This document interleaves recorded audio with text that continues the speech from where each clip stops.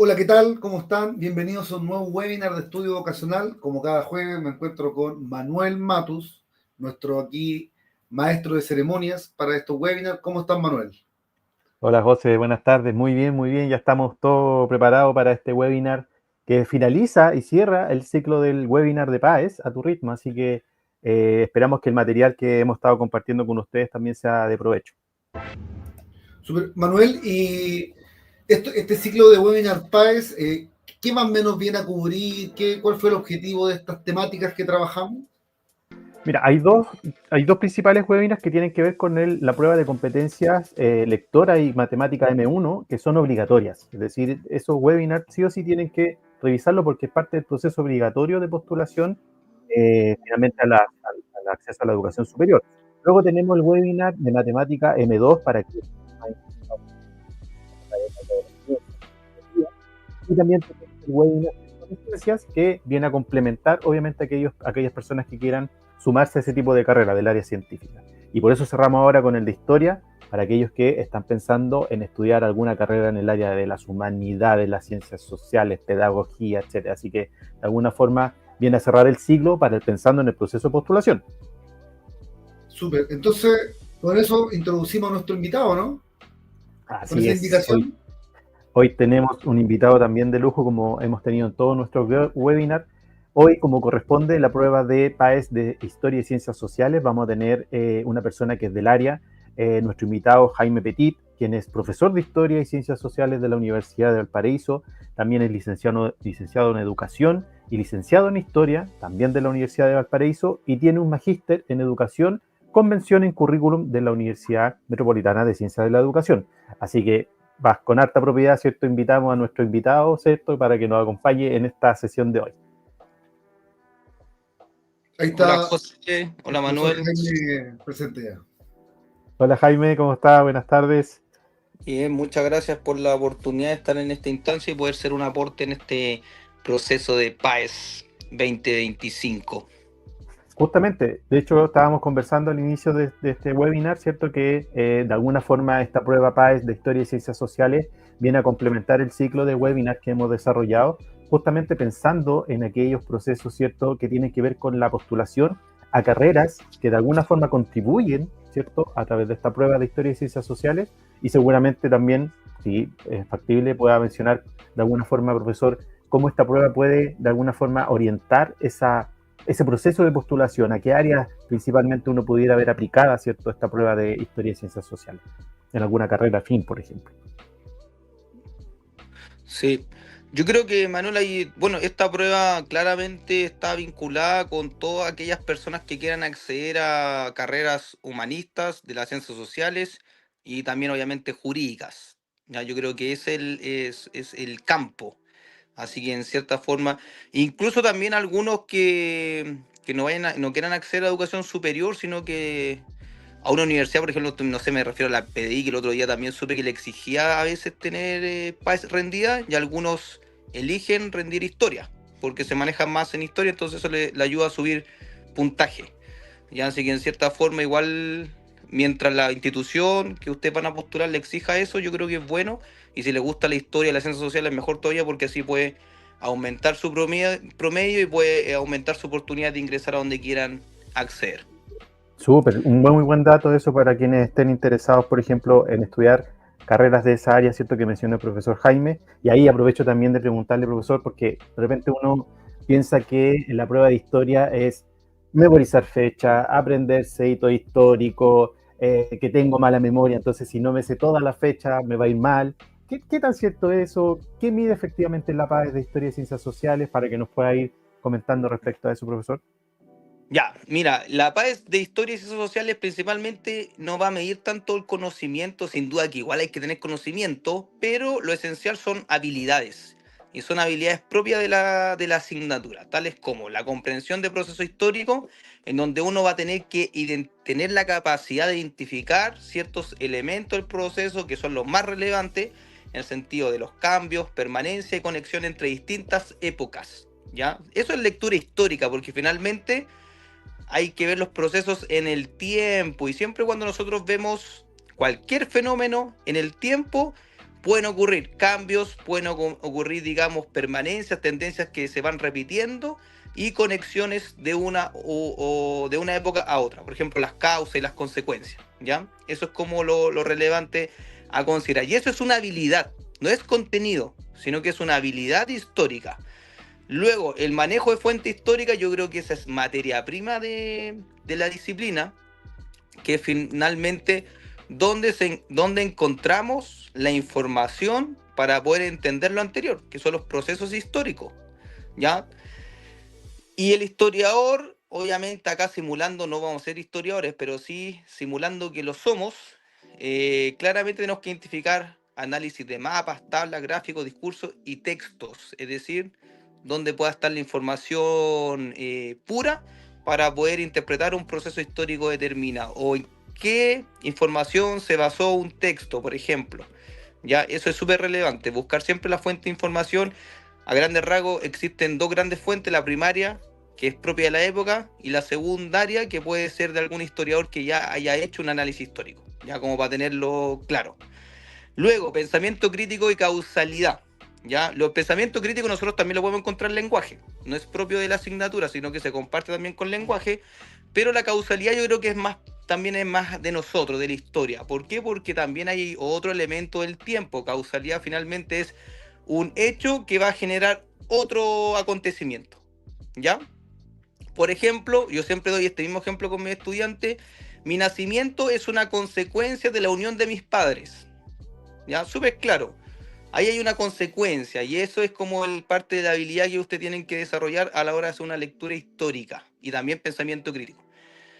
Y por último, competencia ciudadana, ya que eso no es historia, sino que obviamente tiene que ver, pero ya más de las ciencias sociales, que es donde usted va a tener que poder desarrollar un pensamiento, un análisis en torno a derechos, democracia, institución, actualidad y rol de participación. Ya, todo lo que tenga que ver con finalmente dos conceptos para mí, ciudadanía y Estado. Ya, esos dos campos interactuando es lo que tiene que ver con competencias ciudadanas. Recuerden que somos todos ciudadanos a la hora de cumplir 18 años de edad, ¿cierto? Y nuestros derechos están establecidos en el libro más importante del Estado, que es la Constitución. Súper. Profesor, ahí de alguna forma mencionó la palabra habilidades, pero dentro del punto de vista también de aquellos contenidos que están vinculados también o se relacionan con estas habilidades, ahí uno puede identificar a grandes rasgos cuáles serían aquellos contenidos que de alguna forma son evaluados en este proceso de PAES, de Historia y Ciencias Sociales. Ya, importantísimo, porque el contenido finalmente igual es una base para desarrollar habilidades. ¿Ya? Y para eso a nosotros nos exigen, como en toda evaluación, ojo, que toda evaluación siempre tiene un temario, y en este caso la PAES no es excepción. Hay un conjunto de temas que están declarados en donde uno tiene que basar su estudio finalmente. Por tanto, aquí está la estructura base del proceso. Bueno, ¿qué es lo que tenemos que estudiar o tenemos que saber? Historia, mundo, América y Chile. Afortunadamente ustedes van a poder hacer un estudio de lo que es la historia de Chile en vinculación con su continente y en vinculación con el mundo, a la medida que el desarrollo de la historia nacional va avanzando. Ejemplo, inicio del siglo XIX, todos sabemos que fue, digamos, el inicio, el comienzo de nuestra república, ¿cierto? Que derrocamos a la monarquía española para entrar a un nuevo proceso histórico que se llama la República en Chile, ¿cierto? Una república criollo, más liberal, con una constitución, etc. Bueno, esa república, inicio del siglo XIX, estaba situada en un contexto histórico a nivel de América y a nivel de mundo, ya en donde podemos relacionarlo directamente con una época más contemporánea, superando ya lo que fue la modernidad. Ya, entonces, en cierta forma, eso vamos vinculando con un contexto finalmente más amplio, y así vamos manejando otros conceptos, digamos, de la historia inmediatamente, pero siempre como desde la historia nacional. Ya que eso es súper importante porque afortunadamente la PAES, a diferencia de lo que antiguamente era la PSU, o lo que incluso en un momento la PTU lo quiso intentar, es un cambio curricular súper importante porque vamos a ver la historia de Chile, pero en conexión con el continente y con el mundo. Por tanto, vamos a tener una mayor amplitud ahora a ver ciertos fenómenos y más conectados, porque de repente eran separados. Ya siempre como la historia de Chile al final, ya habiendo pasado, digamos, periodo de la historia universal.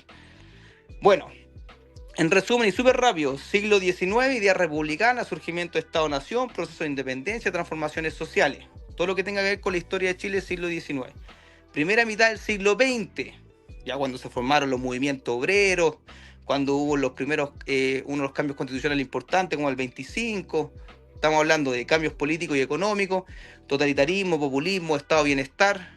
Y tercero, segunda mitad del siglo XX, posguerra, descolonización, organismos internacionales, dictadura en Chile, neoliberalismo, violación a los derechos humanos y retorno a la democracia. ¿Ya? En resumen y a grandes rasgos, recuerden que el siglo XX a nivel mundial estuvo caracterizado por la Primera, la Segunda Guerra Mundial, después lo que fue la Guerra Fría, y que todos esos contextos a nivel mundial también influyeron en lo que fue la historia de Chile, así que finalmente está conectado. ¿Ya? Es decir, cada vez que vean un acontecimiento de la historia de Chile, pregúntense mentalmente ¿y qué ocurría en ese momento a nivel continental? Y después, ¿y qué ocurría a nivel mundial? Y ahí van uniendo y están haciendo un panorama mucho más global de lo que es la historia. En segundo lugar, la formación ciudadana, principios de democracia y ciudadanía, roles de Estado, derechos, deberes, forma de participación política, ya todo lo que tenga que ver con el rol ciudadano dentro del Estado, pero en un marco democrático. Recuerden que la democracia no nace en este contexto del presente, sino que ahí tenemos también otro conocimiento histórico, nace en Atenas, ¿cierto? Tiene antecedente histórico, es una democracia más primitiva, podríamos decir, ¿ya? Pero ahora hablamos de una democracia más moderna, del siglo XXI, y que todos los derechos están establecidos en la Constitución de Chile, así que ahí yo creo que es materia prima importante de estudiar para poder comprender lo que es el fenómeno de democracia y ciudadanía. Funcionamiento de instituciones democráticas y Estado de Derecho. Ya lo mismo, casi lo mismo que lo anterior. Si yo quisiera saber esto, tengo que estudiar un poco lo que yo creo lo que es la Constitución de Chile. Ya yo creo que esa es la base para poder entender todo lo que sea un marco de formación ciudadana. Sistema económico. Ya sería el tercer, si no me equivoco. No, quedan. Sí, el tercer y último tema. Exacto. Funcionamiento del mercado y modelos de desarrollo, impactos sociales y medioambientales de diferentes sistemas económicos. Ya, la economía también la vamos a entender como una ciencia social, en cierta forma. ¿Por qué? Porque va a ser un sistema que va a influir en el desarrollo social. Y acá también lo vamos a entender desde el presente, no va a ser, digamos, como los antiguos temas que nosotros veníamos analizando desde el siglo XIX en adelante, sino que más bien en el panorama actual, de donde nosotros estamos sujetos. Así que, sin duda que van a salir, digamos, algunos conceptos como la economía de mercado, los modelos, el neoliberalismo también puede salir ahí como un concepto clave, y los impactos y medioambientales, impactos sociales y medioambientales de diferentes sistemas económicos, ya que puede haber una alternativa también en distintos modelos de desarrollo, ya, pero eso es fundamental para poder entender el contexto económico. Y en resumen, para que ustedes puedan distinguir ciertas cosas, historia, mundo, América y Chile, eso es conocimiento histórico al 100%. ¿Ya? Formación Perfecto. ciudadana y sistema económico es actualidad, finalmente. Por ende, no requiere tanto conocimiento previo como lo anterior, sino que de repente requiere más de cultura general y estar más conectado con lo que es la contingencia, con lo que son las noticias, etcétera. Uno puede ya empezar a dibujar un poco estos conocimientos mediante la información en la actualidad. Ahora, claramente, si la profundiza en el estudio, le puede ir mejor, porque lo va a comprender de mejor forma. Profesor, y ahí, de alguna forma, porque claro, tenemos identificado, ¿cierto?, cuáles son aquellos contenidos que se evalúan dentro de la PAD de Historia y Ciencias Sociales. Pero claro, mencionamos ya el tema de las habilidades, ¿cierto?, que de alguna forma están relacionadas o vinculadas. Entonces, cuando uno dice, bueno, ¿cómo podríamos identificar aquellas habilidades quizás más precisas, más específicas, ¿cierto?, que de alguna forma me van a contribuir para yo poder de alguna forma abordar estos contenidos, ¿cierto?, hacer esa relación que es súper interesante porque, claro, uno quizás como prejuicio, ¿cierto?, piensa que historia es solamente fecha, memorizar hitos históricos, pero claro, esa relación que de alguna forma requiere estas habilidades es un poquito más desarrollada, ¿cierto? De alguna forma, ¿cómo puedo identificarlas? ¿Cómo puedo saber cuáles son aquellas que tengo que considerar? Ya, perfecto. Vamos avanzando entonces con las habilidades. Podemos encontrar tres grandes habilidades. La primera, que también es muy propia de la historia, que es el pensamiento temporal y espacial. ¿Qué quiere decir aquello? Es cómo puedo ubicarme en el tiempo y en el espacio geográfico dentro de un tema determinado. ¿Ya? Voy a poner nuevamente el ejemplo de nuestro nacimiento porque yo creo que eso es lo más cercano y lo más personal que nosotros inmediatamente podemos hacer clic y entenderlo. Cuando uno nace, no nace en el aire, ¿cierto? No nace de la nada, sino que nace en un tiempo histórico determinado y en un espacio geográfico determinado. Y ahí está el contexto histórico. Por tanto, si yo tengo la capacidad de verme históricamente a mí o a la sociedad en su conjunto, tengo que determinar la fecha donde uno nace, y ahí sirve la fecha no sirve para la memoria, no sirve para mencionarla inmediatamente, sino que la fecha sirve finalmente para una ubicación temporal. Por eso las ciencias sociales ocupan las fechas, los números finalmente, ¿para qué? Para hacer una línea de tiempo, para ubicarse. Pero la fecha no es lo relevante, sino que lo relevante es el acontecimiento que está acompañando la fecha. Es decir, su nacimiento en este caso, volviendo a esa metáfora del nacimiento. Cuando usted está de cumpleaños, no celebra el número de años, sino lo que celebra usted es su nacimiento y es el acontecimiento histórico relevante. Por tanto, el número solamente es un acompañamiento para ubicarse temporalmente y saber en qué contexto está. ¿Ya? Eso es importante. Por tanto, ubicación temporal, sí, tengo que saber la fecha. O sea, si yo no sé que la historia de Chile o el inicio de la República fue inicio del siglo XIX, no tengo capacidad de ubicarme en el tiempo. Ya no puedo decir que fue en el siglo XX, sino que eso ya sería un error. Ya, por tanto, allí sí es necesario saber o tener una aproximación de la fecha o por lo menos de ubicarme dentro del siglo, ya que también sirve, también una ubicación. Y el espacio, la geografía, la ciudad, la comuna, el país, el continente, etcétera. Ya, el espacio geográfico determinado donde uno se desarrolla como humanidad, como persona. Ya, análisis de fuentes de información.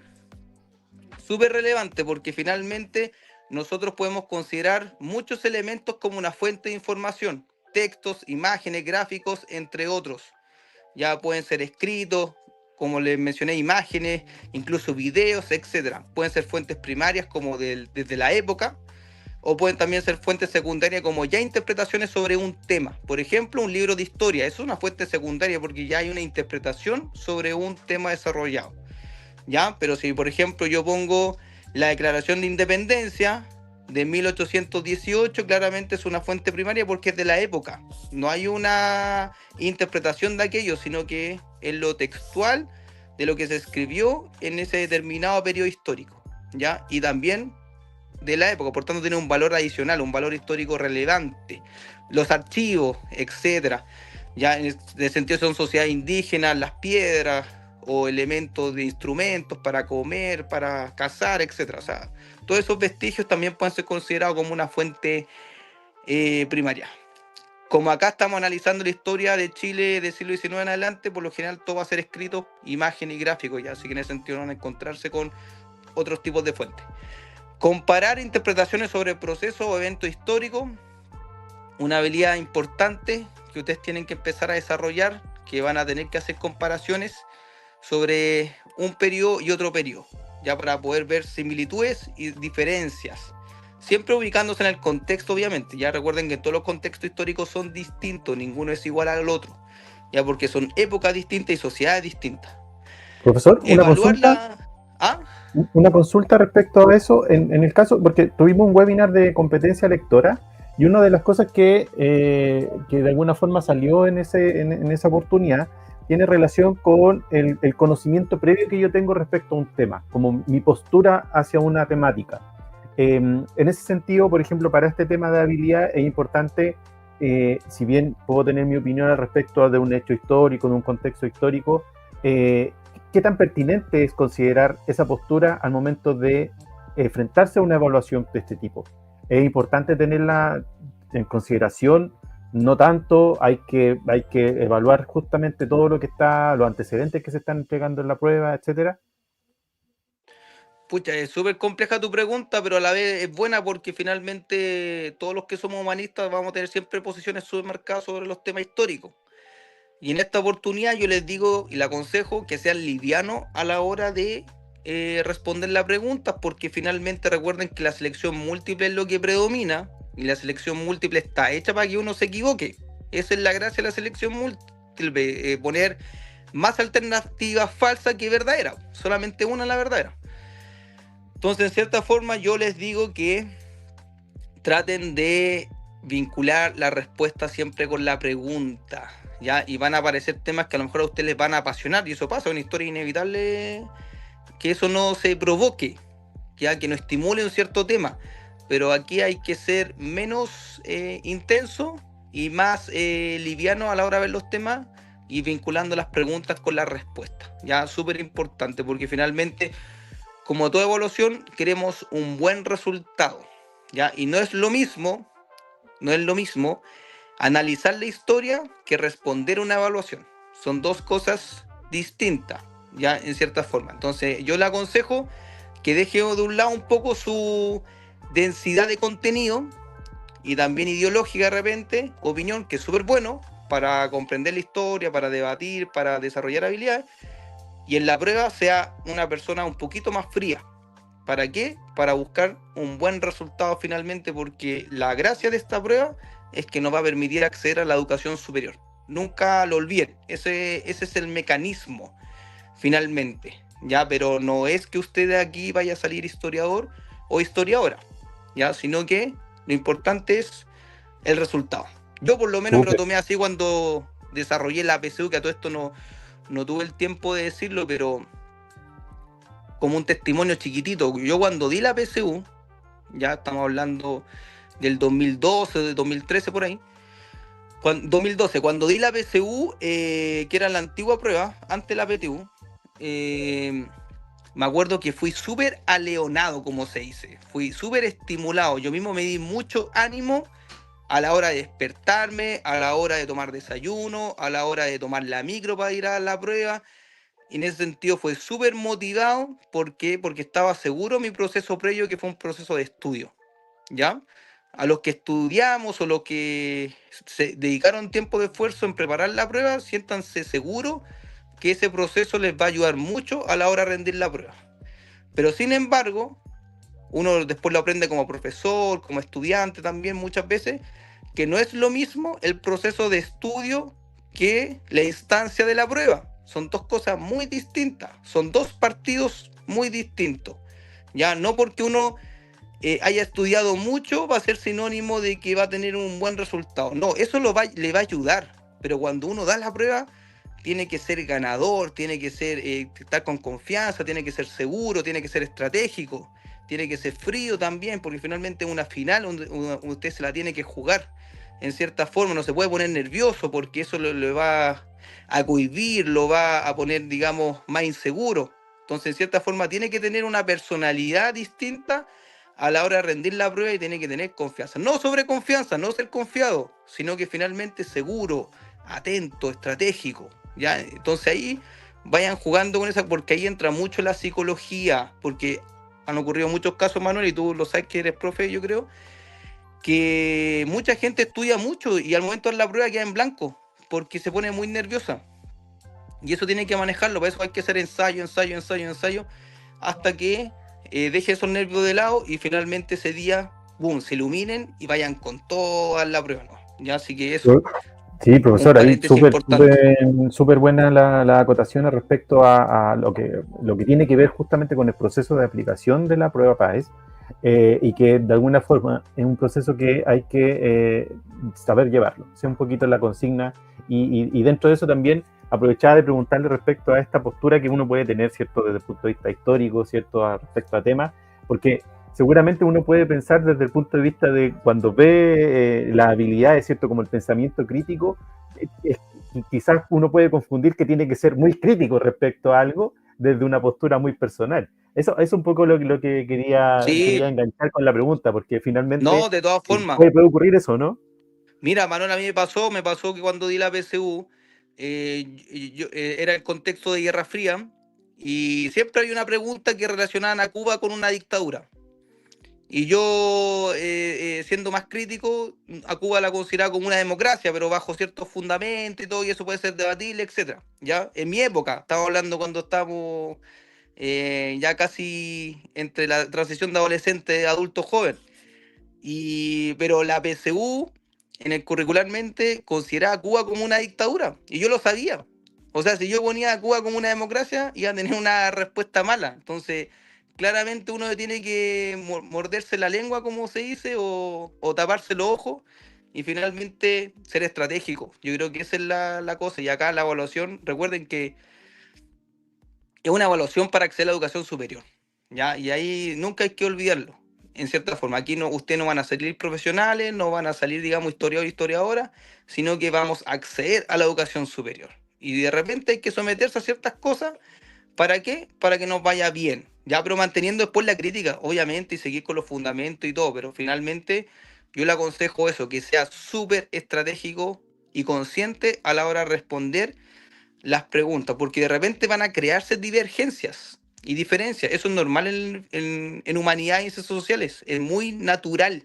Y yo siempre he sido crítico que estos esquemas de evaluación, sobre todo de selección múltiple, no están en sintonía con el corazón o el espíritu de las ciencias sociales y humanidades, porque finalmente nosotros lo que debe predominar es el desarrollo, ¿ya? Pero por ese motivo no se han desarrollado esos tipos de evaluaciones porque igual de ser complejo después de revisarlo y un montón de cosas. Ahí sería como mucho más Y ahí es ambiguo. importante, profesor, reforzar la idea de que, claro, estamos en una prueba que tiene un contexto de una aplicación, ¿cierto? De una prueba que es con selección múltiple. Entonces, nunca se olviden de eso. Acá no le van Sí, a pedir un ensayo, no le van a pedir que redacte una idea, solamente selección múltiple, así que no sí. hay ni una posibilidad de hacer otro tipo de análisis respecto a algo que esté justamente en los temas que están vinculados a la prueba de PAES de Historia y Ciencias Sociales. Sí, eso, De hecho, eso es importante, Manuel. Selección sí, múltiple, como bien dice el nombre, hay que despejar siempre las que son falsas y quedarse con la más verdadera, ¿ya? Porque finalmente uno tiene que seleccionar una que es verdadera. Por tanto, existe más probabilidad de que seleccionar una que sea falsa que sea verdadera, ¿ya? Por número, por proporciones. Entonces, por ende, el ejercicio que yo les recomiendo es siempre ir despejando las falsas hasta quedarse con la que más se aproxime. Si usted está con inseguridad, que siempre pasa también, entre dos alternativas, que no sabe cuál de las dos, que está ahí, se puede haber confundido, fácil, sáltese la pregunta y vuelva después. Y vaya siempre a responder la más segura y vaya avanzando en la prueba. Yo creo que lo menos recomendable es quedarse pegado en una pregunta. Y eso suele pasar también, sobre todo en estos momentos tan intensos de rendir una prueba tan importante como la PAES. Ya quedarse pegado en una pregunta puede generar muchos costos porque se va a atrasar, se va a poner nervioso, va a estar inseguro. Así que yo le recomiendo que agarre confianza respondiendo siempre las más seguras.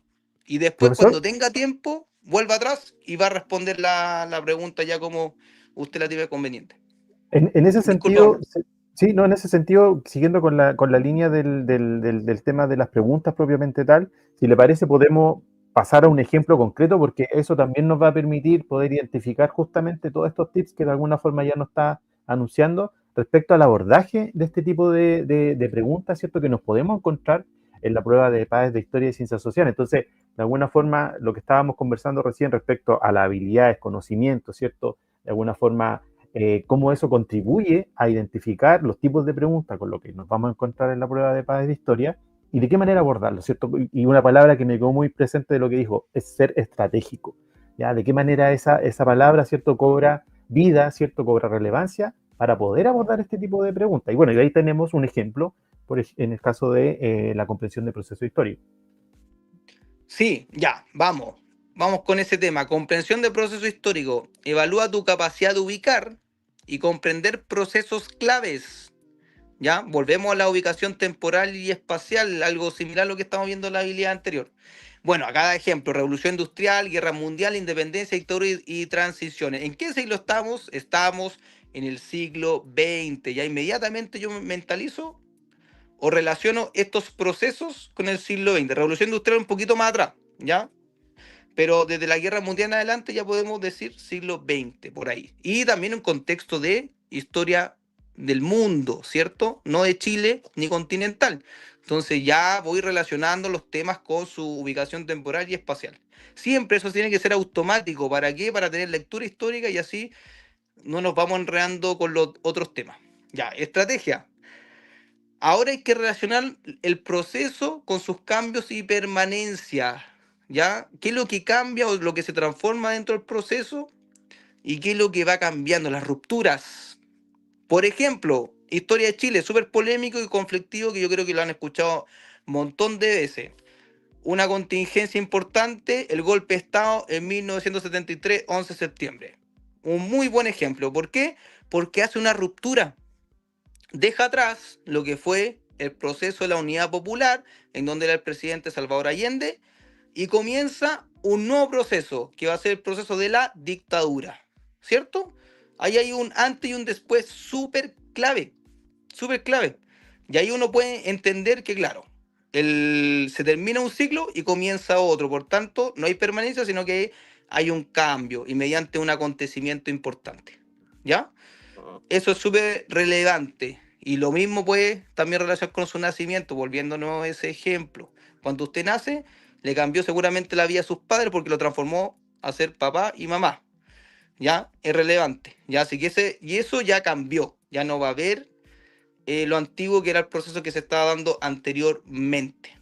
Ya para que lo consideren permanentemente. Por ejemplo, también, otro ejemplo que les voy a dar.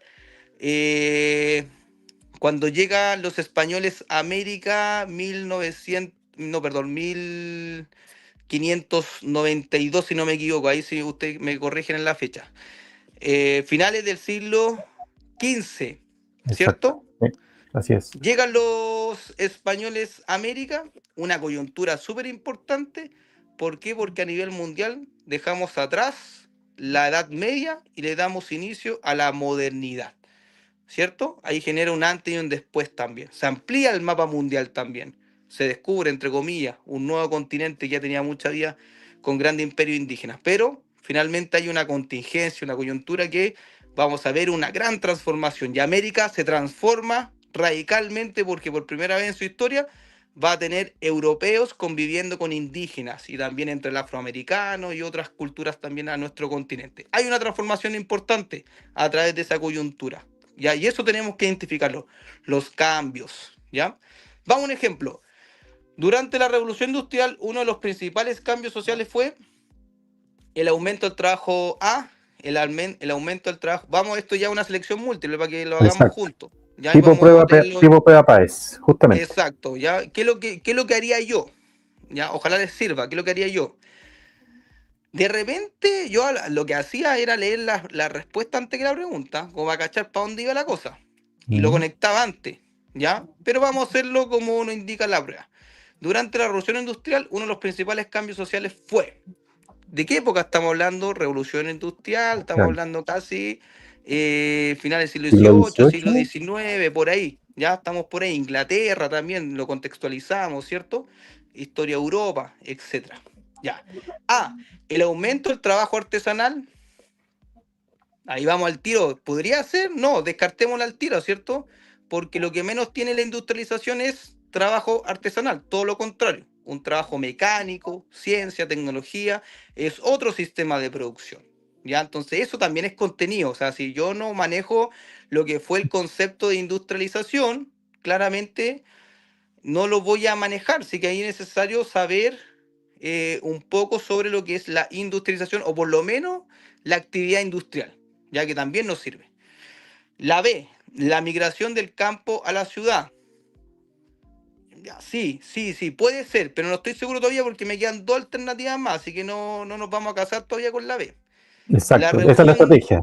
Sí, siempre la estrategia, o sea, no vaya al tiro a anotar, no, pues si le quedan dos más, termine de hacerlo, que no sea ansioso o ansiosa. Hay que ir una por una. La C, la reducción del comercio internacional.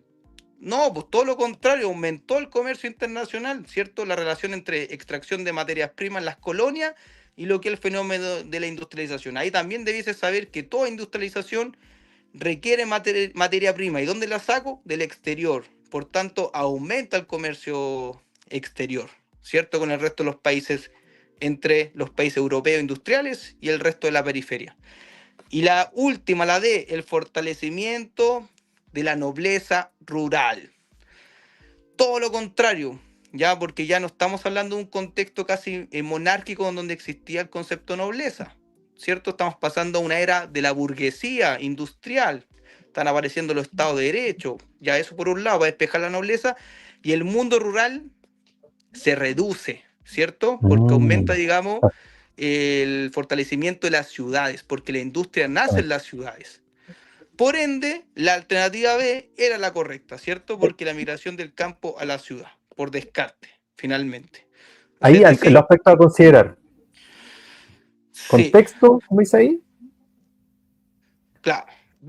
Voy al tiro con él. Contexto, sí, muy importante la revolución industrial. ¿Dónde se hace la revolución? En una ciudad, o sea, más allá del país, Inglaterra, ¿cierto? Que es la interpretación clásica histórica, es al interior de una ciudad, por tanto, inmediatamente eso atrae a población por el empleo, ¿cierto? Un fenómeno similar a la actualidad. Siempre cuando se desarrolla un polo de trabajo, va a traer migración o movimientos de población. Pero en este caso, claramente como estábamos saliendo de la modernidad, cierto que todavía seguía siendo un contexto casi feudal, rural, se fortalecen aquí las ciudades con la revolución industrial. Y recuerden siempre el contexto. Cambio social, urbanización, que eso tiene que ver con la migración del campo a la ciudad, se van a fortalecer las ciudades, producto de lo que atrae el empleo, y la formación del proletariado, que eso también fue una transformación social súper importante porque van a ser una nueva figura histórica que va a ser el asalariado,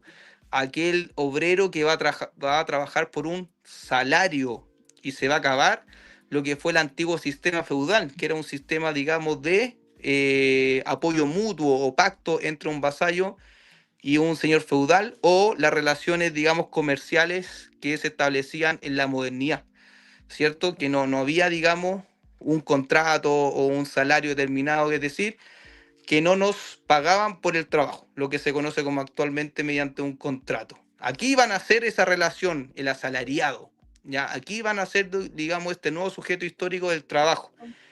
Y también, por ende, va a empezar a desaparecer otra figura económica que predominó mucho en la historia de la humanidad, que es la esclavitud, ¿cierto? Yo creo que todos han escuchado hablar de la esclavitud.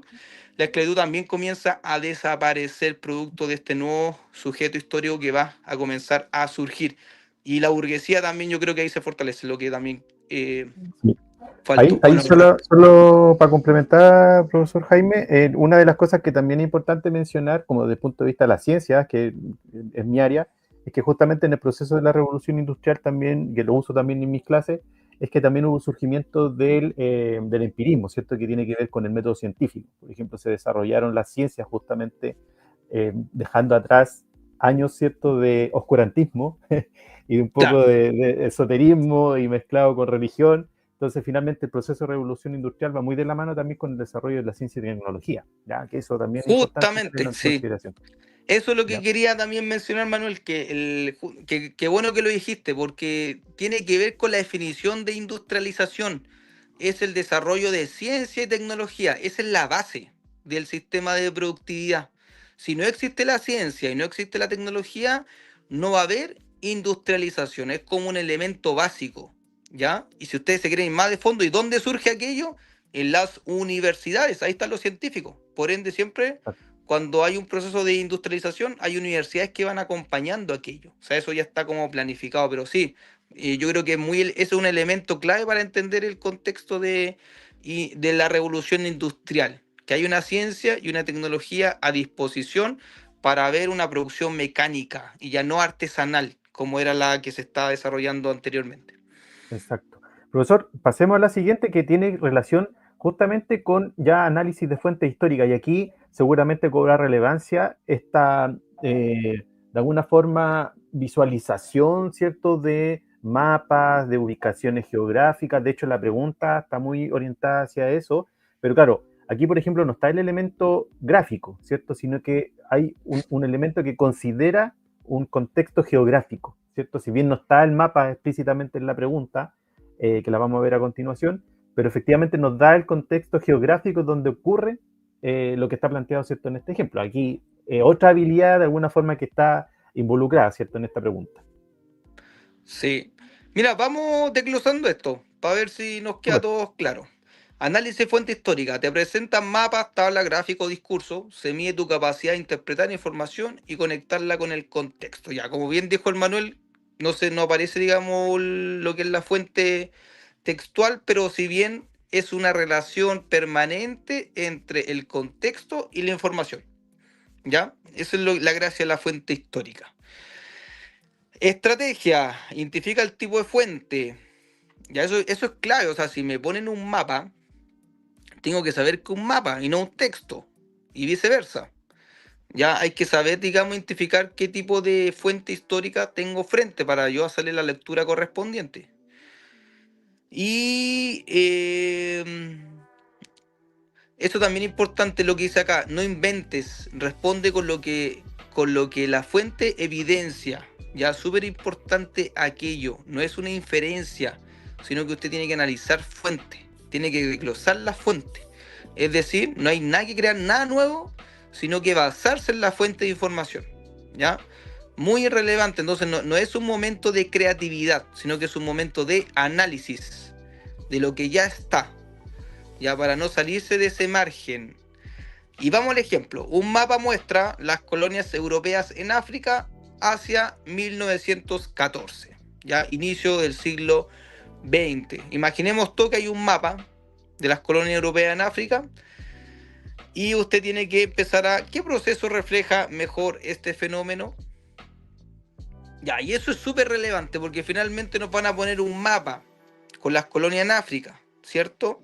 Y seguramente nos van a poner ya el año 1914. Y yo voy a tener que relacionar esta fuente histórica con un proceso histórico determinado, ¿ya? Y eso claramente es contenido y también habilidad de analizar la fuente, ¿cierto? Porque ya tengo que saber en qué contexto estoy. Bueno, expansión del imperialismo. Puede ser. No digo que sea el tiro con certeza porque quedan, recuerden, 3 alternativas más. Entonces no hay que cantar victoria hasta tenerlas todas resueltas. Sí, puede ser. Fin de la esclavitud. Es difícil, creo yo, relacionar este mapa de colonia europea en África con el fin de la esclavitud, ¿ya? Como no tiene mucho vínculo, no tiene mucha información al respecto como para yo poder acertar de que hay un fin a la esclavitud. Ya, así que en ese sentido, no sé, yo lo descartaría. La C, reparto equitativo de recursos, también. No tiene mayor vínculo. Y la D, la descolonización, ya esa la descartamos inmediatamente porque la descolonización es contrario a que los europeos hayan tenido colonia en África inicio del siglo XX. Ya, así que en ese sentido hay que descartarla. Yo me quedaría con la expansión del imperialismo. ¿Por qué? Porque si yo sé, primero que todo, por contenido y por significado de imperialismo, que significa, digamos, una expansión del poder, ¿cierto?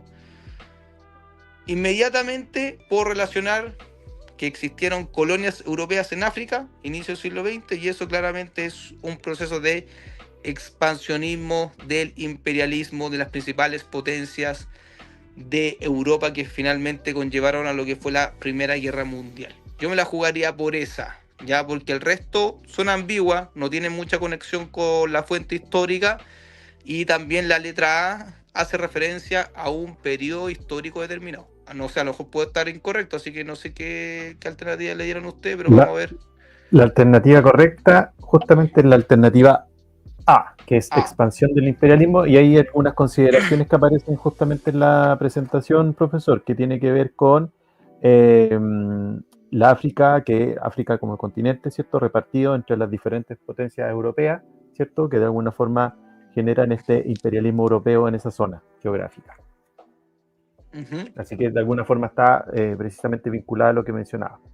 Profesor, tenemos otra pregunta que tiene relación ya con el pensamiento crítico, causas y consecuencias, que de alguna forma esto, a mi parecer, es una de las cosas que pudiera generar más dificultad quizás a los estudiantes desde el punto de vista de las posiciones que uno pueda tener respecto a temas, ¿ya? Ah, ya, Entonces perfecto. aquí es importante esta pregunta, ¿cierto? Para poder abordarla de la mejor manera posible, insisto, siendo bien estratégico y algo que ya hemos conversado, ¿cierto? Que está orientado justamente a responder la prueba de PAES de historia.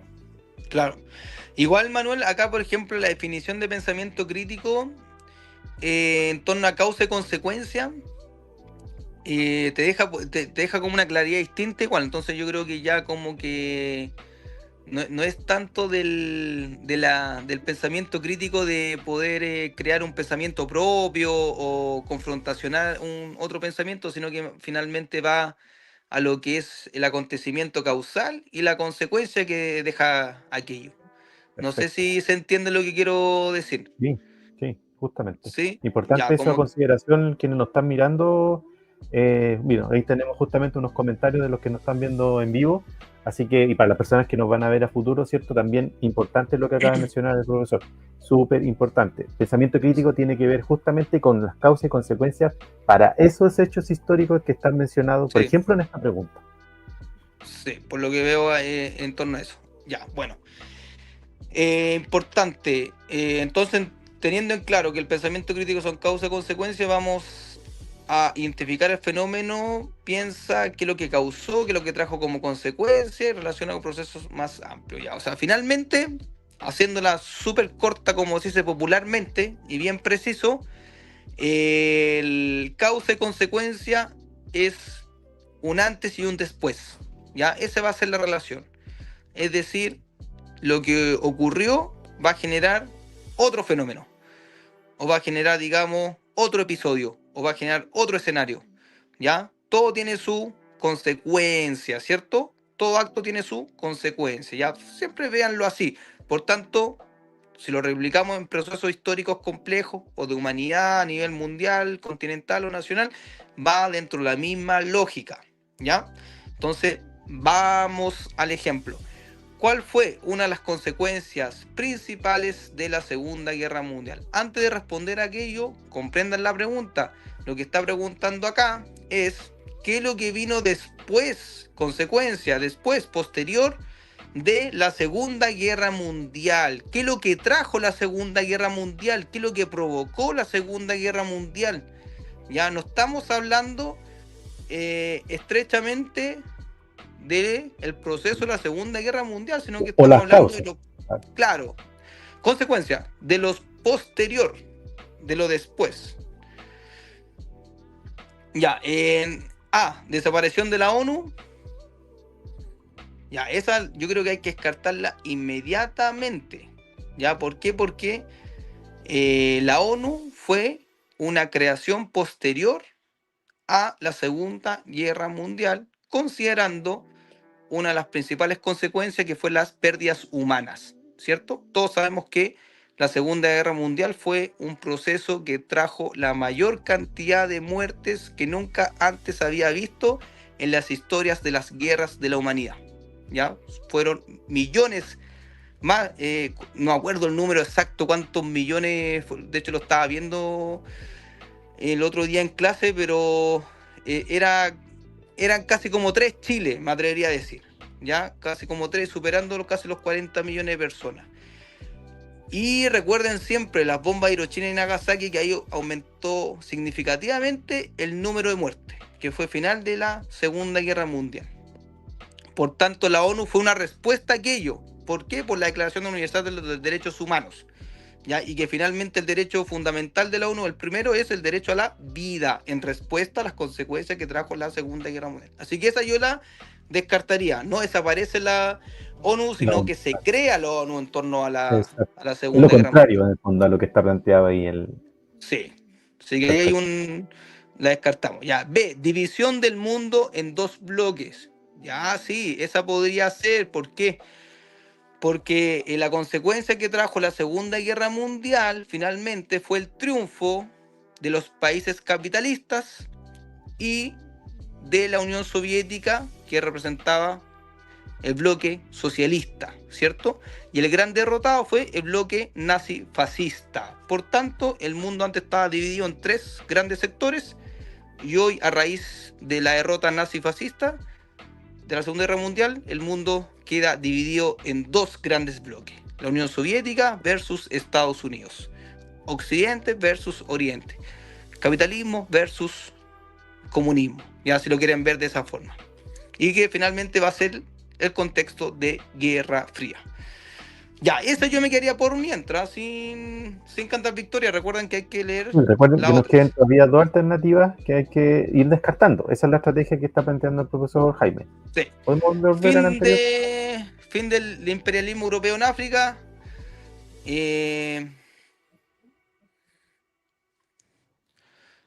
Esa igual me entró a confundir. Fin del imperialismo europeo en África. Ya, ahí pongo dos. ¿Sabéis por qué? Porque después de la Segunda Guerra Mundial hubo un proceso de descolonización. Entonces, en cierta forma, y África también se comienza a liberar, producto del endeudamiento de los países europeos que tuvieron que atrincherarse en sus países, por tanto pierden fuerza, digamos, en África. Ya, pero yo creo que la B es la más clara. Inicio de la Guerra del Pacífico no tiene nada que ver, historia de Chile. Y ya yo me quedo con la B, pero igual ahí le pondría como el acento a la C. Bueno, ¿cuál era? Esa, la posguerra. De Sí, hecho, estamos bien. exacto, la alternativa correcta es la B, división del mundo en dos bloques, y menciona muy marcadamente el tema de esta disputa, ¿cierto?, entre Estados Unidos, ¿cierto?, y la URSS, y que da como consecuencia, ¿cierto?, la Guerra Fría. Súper. Ahí seguramente eso es como el hecho histórico más permanente, ¿cierto?, y que de alguna forma es como una consecuencia directa Claro. del proceso de la Segunda Guerra Mundial. Sí. Y mira, solamente para terminar, recuerden siempre, consecuencia es posterior, lo que vino después, ¿ya? Y causa es lo anterior, lo que generó el acontecimiento. Ya, eso, por favor, para que lo tengan súper claro y no se confundan. Siempre está esta dualidad del antes y el después. Causa antes, consecuencia posterior, después. Eso solamente. Profesor, ahora mire, la que viene a continuación, que es competencia ciudadana, seguramente es un tema que está muy ya de alguna forma instalado, por lo menos en este año electoral. Por lo tanto, esto igual es una invitación a que de alguna forma estos contenidos, ¿cierto?, y estas habilidades que estamos mencionando están muy vinculadas también justamente a los procesos que tenemos desarrollándose este año, por ejemplo, que son las elecciones presidenciales, ¿cierto?, y de la Cámara del Senado y de Diputados, ¿cierto? Entonces, de alguna forma esa vinculación con la actualidad, me recuerdo mucho lo que mencionó al principio, tiene justamente relación con estos temas, que son las competencias ciudadanas. Claro, totalmente. Totalmente, sí. Toda la razón, Manuel, te encuentro toda la razón. Ya, vamos entonces, según las competencias ciudadanas. Comprender instituciones. Ya, pero no todas las instituciones del Estado. Fundamental eso. Las que son del Estado, no organismos privados, sino que solamente del Estado, ¿ya? Y recuerde, mire, súper breve, cuando son instituciones, tres grandes poderes, que son las bases de las instituciones: el poder ejecutivo, el poder legislativo y el poder judicial, ¿cierto? Los tres grandes poderes: ejecutivo, presidente de la República; legislativo, el Parlamento, como dijo el Manuel, que estamos en periodo parlamentario; Senado y diputado. Y tercero vendría siendo el poder judicial, que digamos el que sanciona, ¿cierto?, el tema jurídico, el tema de los abogados, toda esta cuestión de los jueces, etcétera, los fiscales, ahí está metido en el poder judicial. Todos son autónomos, ninguno puede intervenir en el uno con el otro. ¿Para qué? Para que se pueda primar el principio de la división de poderes. Súper importante, división de poderes es un principio fundamental en un Estado de Derecho, ¿ya? Porque, bueno, y ahí volvemos a la historia, hay un contexto histórico, porque finalmente lo que hace la división de poderes es derrocar la monarquía, en donde el poder está concentrado en una sola persona, que es la figura del rey, ¿cierto? Y aquí se establece un Estado liberal, derecho, división de poderes. Ya, derechos y participación democrática. Los derechos, recuerden que siempre están en torno y en base a lo que es la Declaración Universal de los Derechos Humanos. Ahí están los derechos, son casi los mismos: el derecho a la vida, el derecho a la propiedad, el derecho a vivir en un medio ambiente libre de contaminación, entre otros. ¿Ya? Son todos derechos en torno al bienestar humano, finalmente, si uno lo quiere resumir en esa materia. ¿Quién es el que tiene que siempre resguardar los derechos del ciudadano? ¿Quién es?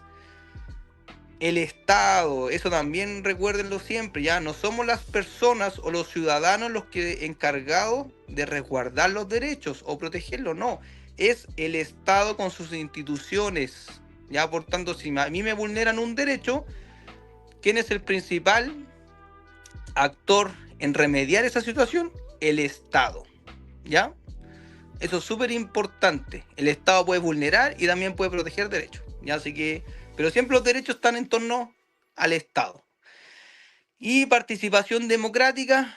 Recuerden que la democracia es un concepto que viene de Atenas, Grecia, ¿cierto? Que en un momento en Atenas se creó una asamblea solamente con los griegos ciudadanos, en donde tenían la oportunidad de votar y debatir ideas. Ya, eso es súper importante. Y acompañado un debate que actualmente puede ser la libertad de expresión, ya que tiene que ver mucho con eso. ¿Y cómo votaban? En un comienzo, a mano alzada, ¿cierto? Quien tenía mayoría ganaba una votación y ahí entra el juego de las mayorías, que a la vez en la actualidad sigue bajo ese mismo juego, ¿cierto? ¿Quiénes son electos hoy democráticamente? Los que obtienen una mayoría, ¿cierto? Hay mayoría simple, mayorías proporcionales, etcétera, pero siempre una mayoría, y es un principio fundamental de la democracia, ya la voluntad popular o la soberanía popular, la mayoría de la sensibilidad ciudadana o la voluntad ciudadana, podríamos decir. Y el voto, que claramente ahora ya no ha votado a mano alzada, pero sí un sufragio secreto, ¿cierto? En donde uno puede ahí expresar. Entonces, por tanto, uno puede participar mediante la elección popular, votando, o puede participar en partidos políticos, o puede participar en movimientos ciudadanos, etcétera. La democracia te lo permite. Ahí hay participación. Ya va muy conectado la participación con la democracia, casi juntos. Si no hay el Estado te prohíbe participar, ya no habríamos, no estaríamos, perdón, en una democracia, sino que en otro régimen. Bueno, vamos al ejemplo. No sé si quedó claro, Manuel, o tú quieres aportar con algo. Sí. No, es justamente un poco lo que estábamos conversando al inicio de esta pregunta, que tiene, y de hecho lo relaciono con la estrategia que está ahí, estos conceptos que de alguna forma están muy en la actualidad, ¿cierto? Que tiene que ver la Constitución, democracia, soberanía, derechos humanos, de alguna forma esos conceptos están muy vinculados a lo que estamos viendo actualmente, ya sea a través de las noticias, ya sea a través de la información que llega, ¿cierto? A través de redes sociales, inclusive, que uno también puede ir identificando esos conceptos. Entonces, importante esa relación con la actualidad. Yo creo que esa es la consigna para este tipo de preguntas de las competencias ciudadanas. Súper, sí, me parece bien. Ya, mira, acá es importante con lo que decía Manuel, la Constitución. La Constitución es el principal libro del Estado, porque finalmente ahí están todas las reglas. Y ahí se establece la división de poderes, se establecen los derechos, se establece, digamos, todo lo que tenga que ver con la distribución de poderes dentro del Estado. La Constitución lo establece, es decir, las instituciones o el funcionamiento de las instituciones se basa en la Constitución. Súper importante eso, ya que nada está por fuera de la Constitución, o si no sería inconstitucional. La democracia lo mencionamos, la soberanía finalmente es el poder que se ejerce dentro de un territorio, eso es soberanía, ¿ya? Es decir, acá en Chile no podría intervenir, por ejemplo, ciudadanos bolivianos o fuerzas políticas peruanas o argentinas, ¿cierto? Porque hay soberanía chilena y ahí se respeta y tiene que haber un territorio que tenga su propia soberanía.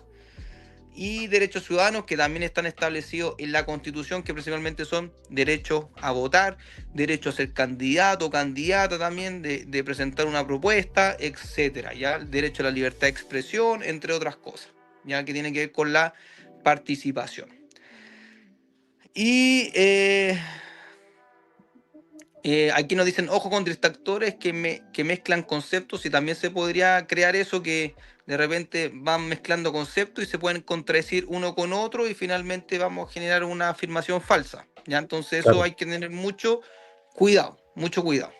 De hecho, el Ya, ejemplo vámonos. está justamente, creo que puede orientar a ese tipo de estar ojo, ¿cierto?, con algunas cosas, porque, claro, de hecho uno cuando lee el ejemplo dice, en un sistema democrático, es decir, te da el marco, ¿cierto? Y después te pregunta, el principio de soberanía popular, es decir, dentro de ese marco, el concepto o los conceptos de principio de soberanía popular, ¿cómo se relacionan? Porque te está preguntando, Claro. ¿qué significa dentro de ese contexto? Sí, sí, sí, sí, sí. Sí. Eso es importante. Por ejemplo, ya, en un sistema democrático, el principio de soberanía popular, o sea, tengo que relacionar la soberanía popular en un contexto democrático. Y como bien nosotros habíamos dicho anteriormente, una democracia se basa en qué cosa, en el ejercicio del voto, en el ejercicio del debate, de la expresión de ideas, ¿cierto? Y de la participación ciudadana. Ya, tengo que saber eso porque estamos en un contexto democrático. Por tanto, sabiendo aquello, ¿cómo podría estar vinculado el principio de soberanía popular dentro de esta descripción democrática? Ya, véanlo así. Siempre la relación democracia y soberanía popular, para que no se equivoquen y no se desvíen. Ya, la alternativa A, el poder reside en el rey. Descartémoslo inmediatamente porque nosotros dijimos que estaba en un marco de Estado de Derecho, ya había una constitución, por tanto la monarquía está más que obsoleta, ¿cierto? Cuando hay presencia de un rey es porque estamos en un régimen monárquico. Y eso ya pasó finales del siglo XVIII, desde esa época que nosotros somos una república. ¿Ya? A lo más pueden aparecer dictaduras entre medio, pero nunca hemos retrocedido a un modelo monárquico en donde el poder lo establece el rey. ¿Ya? Así que eso descartamos. El poder reside en el pueblo. Ya, esta puede ser. ¿Por qué puede ser? Porque pueblo puede ser concepto también sinónimo de ciudadanía. Ya, entonces, finalmente en un juego democrático, ¿cómo se definían las grandes decisiones? Mediante la mayoría, ¿cierto? Y eso tiene que ver con ciudadanía y también puede ser con pueblo. O sea, finalmente el pueblo es quien define las decisiones dentro de un contexto democrático, por ejemplo, en una elección. ¿Ya? Eso es relevante, así que esa yo la dejaría por mientras. Profesor, una consulta, en ese caso, por ejemplo, ¿te podría dar la relación entre el concepto de popular con pueblo? ¿Existe esa relación? ¿Se podría de alguna forma orientar de esa forma? Yo El creo que concepto de sí, popular sí, con pueblo. Perfecto. tiene que ver, sí, tiene que ver. Etimológicamente no sabría respondértelo, así como el origen de las palabras, de los conceptos.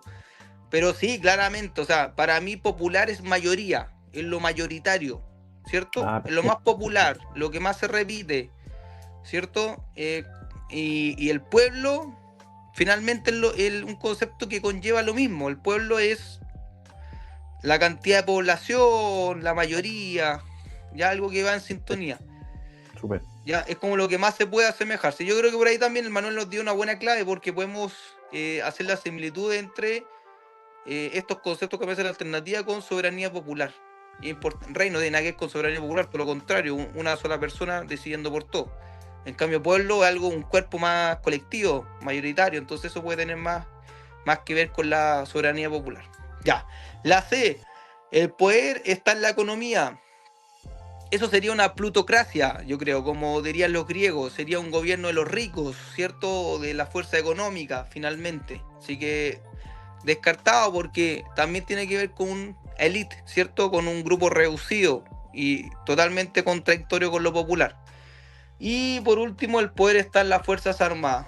También descartado porque las Fuerzas Armadas representan solamente una sola institución dentro del Estado y no representan, digamos, a una totalidad de la población que puede integrar el Estado. Así que yo me quedo con la letra B. En El este poder caso, reside... claro, en la resolución podemos ver en detalle, profesor Jaime, justamente el tema de la definición como soberanía popular y de alguna forma se describe como el pueblo es la fuente de poder.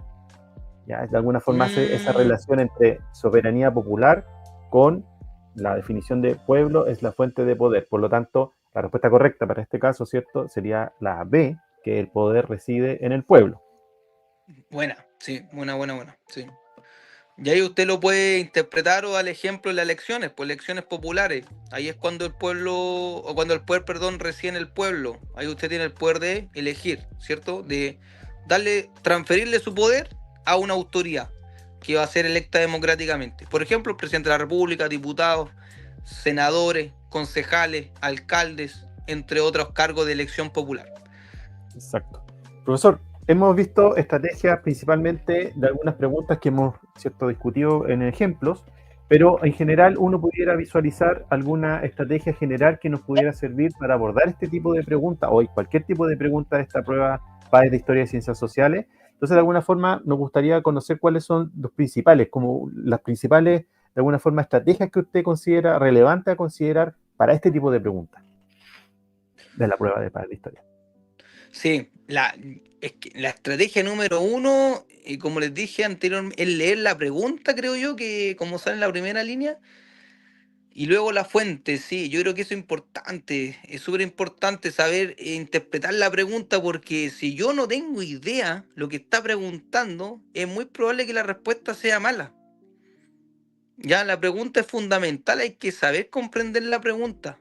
Así que de repente cuando no la entiendan, des el tiempo de leerla una, dos o hasta tres veces para que esté claro lo que está preguntando, porque así va a ser mucho más fácil ir descartando alternativas. Y en este caso, de complementar con la fuente, ya con la fuente histórica que le van a poner, es súper importante. Así que ponga atención en la pregunta, porque ahí está la base de la respuesta. Subraya palabras clave en lo que te piden, causa, consecuencias, propósito, fenómenos, sí, importante, porque eso tiene que ver con la interpretación de la pregunta. La pregunta va apuntando siempre a algo específico, a una conexión en específica. Ya, entonces, de cierta forma, eso es lo que tenemos que salir a buscar en la respuesta, según lo que nos pregunten. Analiza la fuente con calma. ¿Qué muestra, qué evidencia aporta? Sí, obviamente, yo creo que eso es obvio, pero hay que volver a remarcarlo, hay que analizar con calma las fuentes. ¿Descarta alternativa extrema o sin respaldo en la fuente? Sí, o sea, lo que hicimos nosotros igual durante todos los ejemplos, hay que descartar alternativas, siempre, porque así vamos agarrando seguridad también y nos vamos aproximando a la verdadera, y de repente, como me pasó a mí, me puedo confundir en dos respuestas y eso puede pasar también. ¿Ya? Entonces ahí tiene que usted jugársela por la que más se aproxime a la pregunta. ¿Ya? Eso es fundamental. A lo que quiera buscar la pregunta. Y elige la opción más coherente con los hechos y evidencia. Claramente, hay que elegir la opción más coherente con los hechos y la evidencia. ¿Cuál es la evidencia? La fuente. ¿Se acuerdan? Y en los hechos, el acontecimiento histórico. Ya, entonces, tiene que ser todo coherente a ese mismo relato para que tenga, digamos, una conexión total y Hay, pueda hay usted tener. mucha, hay mucha relación, profesor, con los otros webinars que hemos realizado también con estas recomendaciones.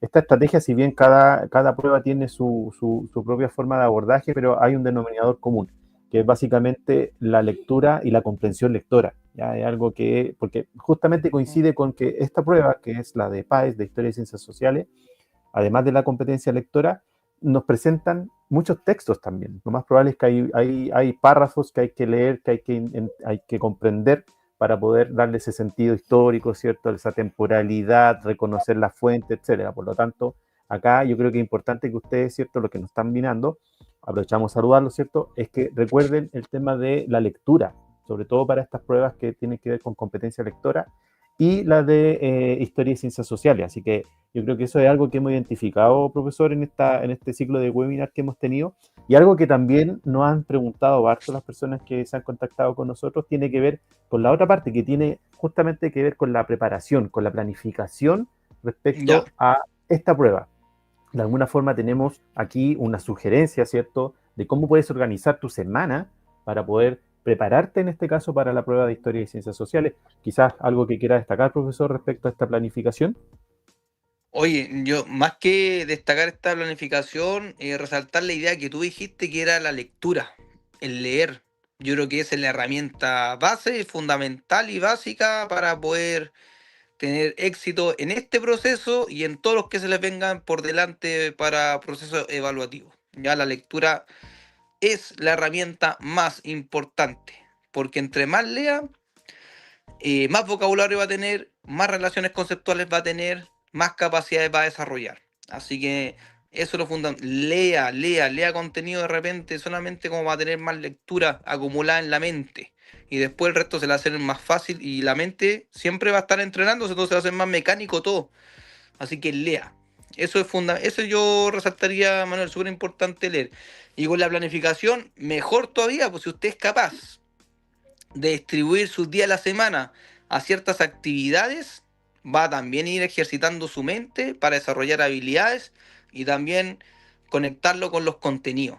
Ya, súper importante. Entonces ahí va a poner a prueba su conocimiento según la actividad y también va a tener una rutina importante para poder ir desarrollando todos los temas porque recuerden que acá se estudia desde el siglo XIX al siglo XX, harta materia. ¿Ya? Son hartos conceptos, entonces de repente nos vamos a confundir, pero en la medida que vamos distribuyendo la información, según ciertas actividades, ya por ejemplo los lunes proceso histórico, martes análisis fuente histórica, miércoles ensayo de 5 preguntas, jueves ciudadanía y democracia, viernes simulacro variado, sábado revisión de errores y domingo lectura de actualidad y crítica.